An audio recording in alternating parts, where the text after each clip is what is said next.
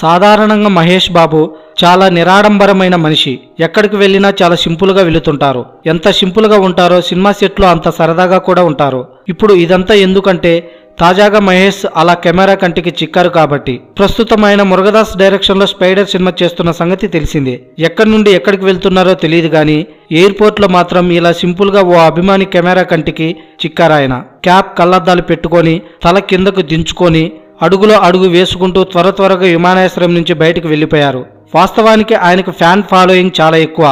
అంత ఫాలోయింగ్ ఉన్న ఆయన్ను ఎయిర్పోర్ట్లో అలాంటి పబ్లిక్ ప్లేస్లో ఎవరైనా చూస్తే ఇంకేమైనా ఉందా?